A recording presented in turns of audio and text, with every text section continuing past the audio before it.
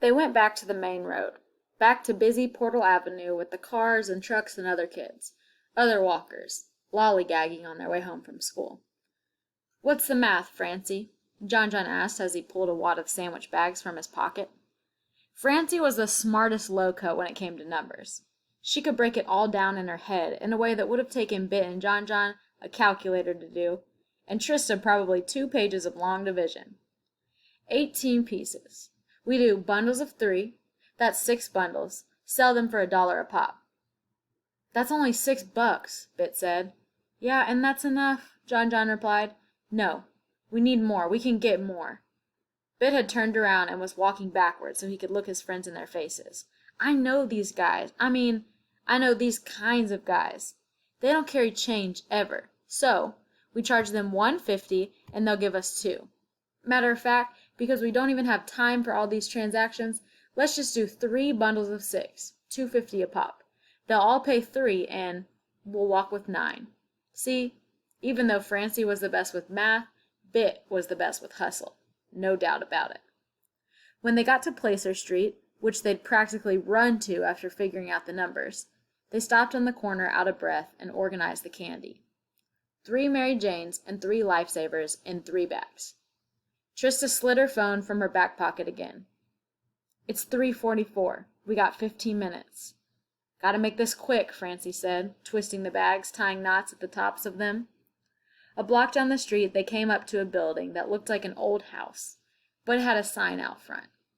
Placer Pool. The low-cut stood outside, stared at the building for a moment, working up the nerve to go in. And whether the nerve was worked up or not, once Bit said, "Ready?" he took off for the door. It chimed when he pushed it open and stepped into the smoky building. John, Trista, and Francie following close behind. Silence, except for one pool ball smacking against another. Then, total silence. Old men like scraggly human cigarettes with non-human cigarettes dangling from their mouths all turned and looked. And after a few awkward seconds, Bit ballooned his chest with bravery, rolled his shoulder back, and said, "Candy for sale." A man came from behind an old wooden bar. "Kid, you can't be in here." Bit knew he couldn't be in there. He knew none of them could be in there. But he had been watching this place for a while. He had been sitting across the street, checking out who was going in and how long they stayed. The smoke that came screaming out every time the door opened. The cussing men who went on about losing money, and the laughing men who bragged about winning some. This was a place for pool players. But more than that, Bit knew it was a place for hustlers. "Don't I know you?" another man said. "Don't matter if you know me," Bit shot back. "Me and my friend selling candy. Say bye or say bye." John, Trista, and Francie were impressed by that line. They'd heard Bit talk like this before. This wasn't the first time they'd done this. They'd walk into a bingo hall once and heard him tell an old lady he was her troll doll, the only good luck charm she'd ever need. But this time was different. There was a knife in his voice, something sharp they'd never heard. And the guy did know him. Knew him from the neighborhood. That guy had fixed his mother's car once, and Bit had stood next to him, mean mugging the whole time the guy was under the hood, just in case he tried to cheat his mom. "We don't want no candy, so how about—" "We got Mary Janes and Lifesavers," Francie joined in, held the bags up like they were full of gold coins. "Yeah, we got Mary Janes and Lifesavers," Bit said, doubling down. "Mary Janes?" a man wearing an eye patch called from the back of the room. He set his pool cue down on the table next to him and walked toward the low-cuts. "What y'all know about Mary Janes?" "We know we got 'em, and Lifesavers too. Individually wrapped," John added, just because it was a detail Miss Cece kept adding.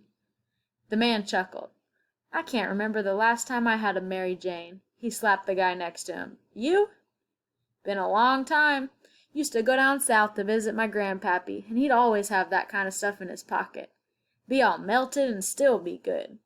And Grandma used to give us strawberry candy, and when she ran out, she'd give us cherry Lifesavers. And them butterscotch," another man. "Whew! And don't get me started on them squirrel nut zippers." This came from the guy who ran the place. "Ah, this is great, gentlemen." Bit put a pothole in the middle of memory lane. But like the man said, we ain't allowed in here, so... How much? Eye Patch asked. Bit turned and looked at his friends, bounced his eyebrows just slightly, just enough for them to see. Bundles of 6, 3 of each candy, $2.50.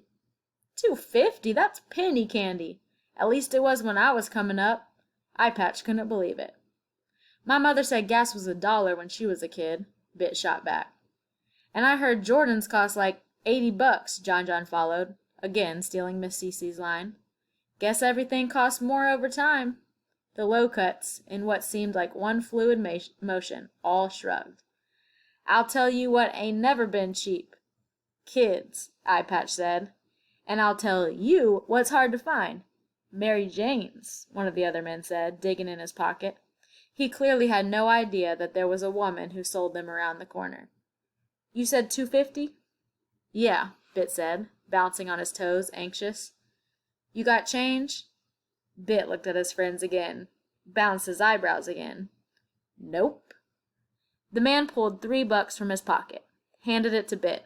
Francie handed over the first bag. Trista spoke up. Thank you. Hey, I took the dollars off 'em, he replied to Trista, but pointed to a red-haired man who just laughed and muttered something they couldn't hear.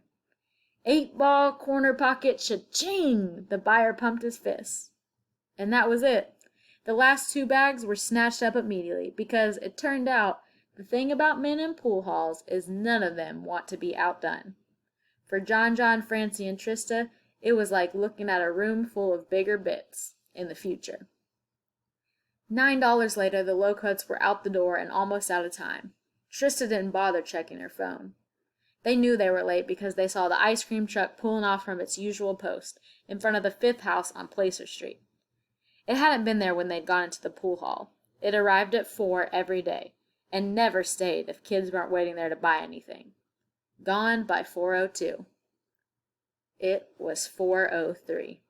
So they ran.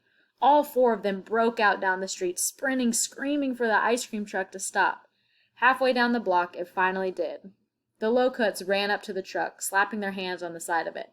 The driver yanked the window open. Almost missed me, the ice cream man said. He looked more like somebody's big brother than an ice cream man. What can I get for y'all? 4 vanilla soft serves, Bit ordered. Cup or cone? Cup. Sprinkles? Francie, John, and Trista looked to Bit. Sure, Bit said. On all 4? Yep. Bit didn't ask anyone else, and no one contested. The ice cream man handed cup after cup through the window, rainbow sprinkles all over them. Bit passed them down so that each of the low-cuts had one, then handed the ice cream man the $9. It's only 8, the ice cream man said. $1 for you, Bit replied. Thanks for stopping. As the ice cream truck pulled off, John, Trista, Francie, and Bit walked a few houses down until they got to a small house they'd all been to before. That Trista and Francie always called cute, John never called nothing, and Bit called home. Bit pulled his key out of his pocket, unlocked the door. Ma, he yelled, you dressed? Seconds later, Bit's mother, Miss Burns, came from the back and was greeted by all of them, the low-cuts, holding cups of fresh ice cream, not one swirl licked, not one spoonful missing. Miss Burns looked at them, her face both cloudy and sunny, her skin absent of her normal brown. Bit's mom had relapsed. The cancer had come back, but the doctors were optimistic she could beat it again. Hey, what's going on? How was school? Bit's mother asked, kissing him on the forehead. But he shrugged off the question. How was your first day back on chemo? Oh, it was chemo. I'm okay. But she sounded exhausted and rubbed her stomach. A little queasy. I figured you would be, so we got you a bunch of ice cream. Bit waved his arm like a game show host showing off the 4 cups. Vanilla, he said. The other low-cuts watched Bit the hustler. Bit, who could turn 90 cents into $9, into ice cream, turn into a son. A son who was scared. A son who loved his mom. And she smiled, her shiny eyes jumping from face to face, bald head to bald head, friend to friend. With sprinkles.